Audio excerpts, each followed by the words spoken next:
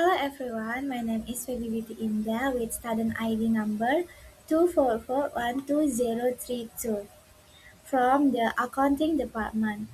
Welcome to this presentation on intercompany ownership reporting. In this session, I will discuss how company report ownership in the other entity, including the different level of ownership and the accounting method used, such as the fair value method, equity method, and consolidation. This topic is important because it helps us understand how financial information is presented when companies are connected through ownership relationship. Now, let's begin the presentation. Happy watching!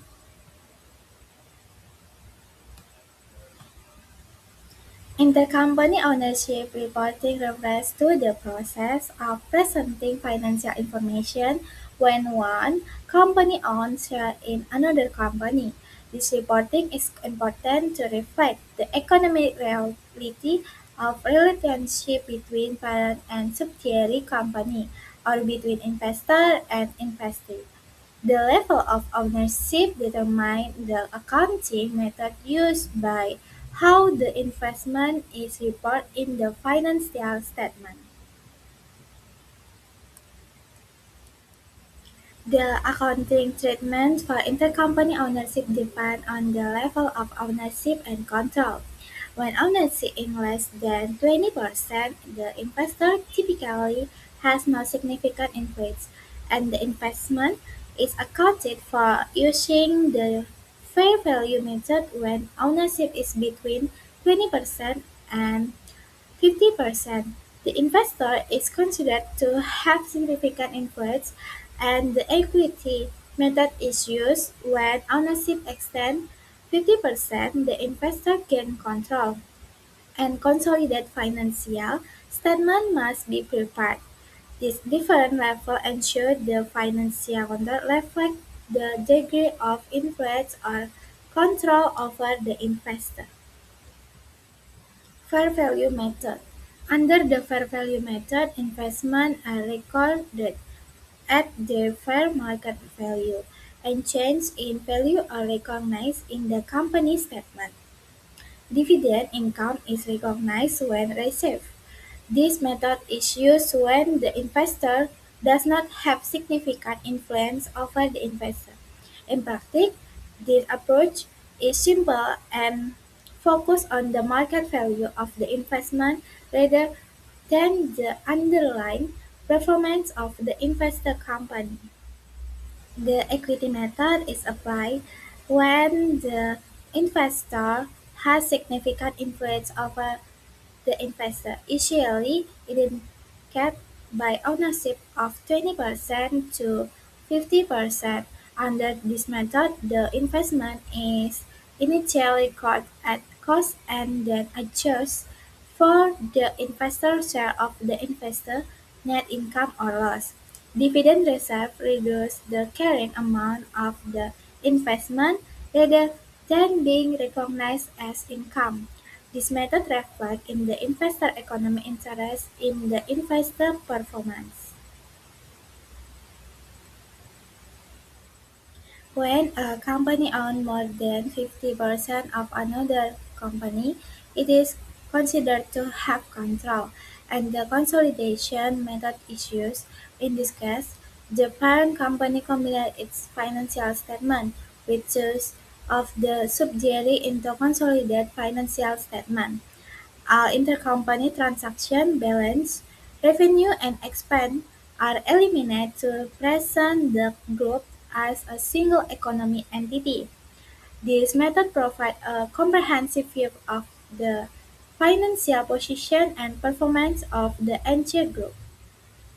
In case where the parent company does not own of the subsidiary, the remaining ownership is referred to as non-controlling interest or NCI. NCI represents the portion of equity and net income attributable to minorities shareholder. In consolidated financial statement, NCI is reported as part of equity and separately discussed in the income statement to show the share of profit attributable to non-controlling shareholder. Intercompany transaction occurs when companies within the same group engage in transactions with each other, such as sales, loans, or service. In consolidated financial reporting, these transactions must be eliminated to avoid double counting. For example, if a parent company sells goods to its subsidiary, the revenue and expense from this transaction must be removed during consolidation. This ensures that the financial statement reflects only transactions with external parties.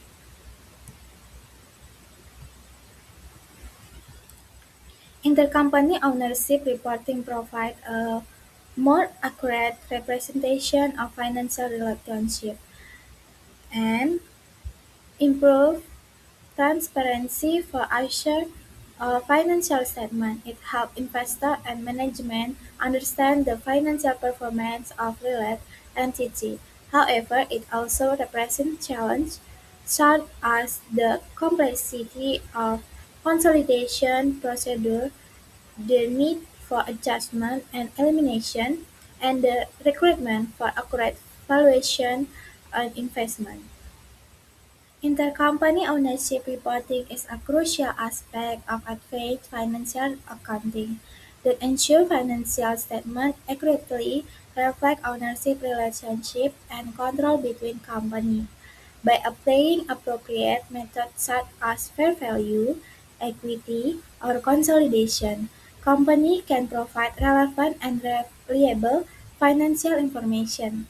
Understanding this concept is essential for analyzing corporate structure and financial performance in modern business environment. Thank you for your attention. Hopefully, this presentation has helped you better understand the concept and application of intercompany ownership reporting. I am Feby Beauty Indah. Thank you for watching and see you in the presentation.